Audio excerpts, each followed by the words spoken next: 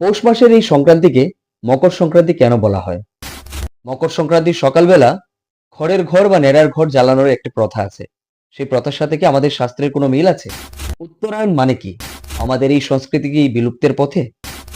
নমস্কার, রাধে কৃষ্ণা। আমি Jibitesh Das. Welcome to my channel জেডিকা show. Let's keep watching.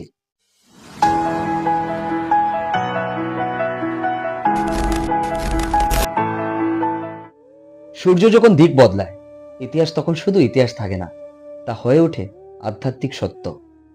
Makar Sankranti মানেই শুধু উৎসব নয়, এই দিনটি জড়িয়ে আছে এক মহান আত্মার সঙ্গে, ভীষ্ম পিতামহ। মহাভারতের সেই অদম্য যোদ্ধা, যিনি বরপ্রাপ্ত ছিলেন ইচ্ছা মৃত্যুর। টানা 58 দিন শুয়েছিলেন 100টি তীরের উপর এবং অপেক্ষা করছিলেন উত্তরায়ণের। কারণ উত্তরায়ণে মৃত্যু হলে নাকি আত্মা মুক্তি পায়। এবার জেনে নেই উত্তরায়ণ আসলে কি।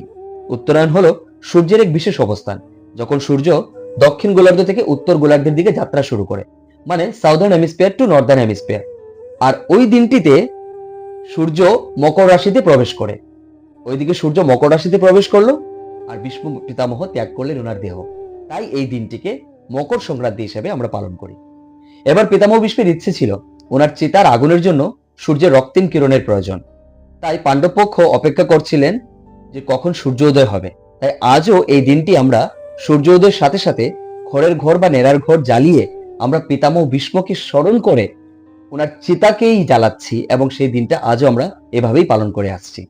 কিন্তু আমাদের এই সংস্কৃতি আজ বিলুপ্তের পথে। আমরা অনেকেই জানি না যে দিনগুলো আমরা কেন উদযাপন করি। আমরা আগের রাতে পিকনিক বা পার্টি এগুলো সব করছি, কিন্তু ঘুম থেকে উঠে ভোরবেলা সূর্য উদয়ের সাথে সাথে খড়ের ঘর জ্বালানো বা স্নান করে পবিত্র হয়ে ঘরে ফেরা, সেটা আজ আর দেখা যায় না।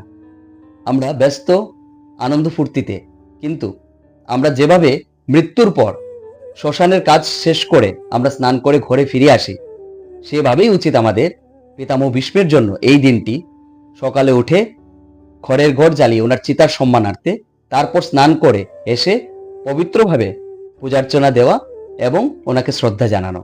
কারণ এই দিনটি ছিল ত্যাগ, ধৈর্য এবং ধর্মের প্রতীক।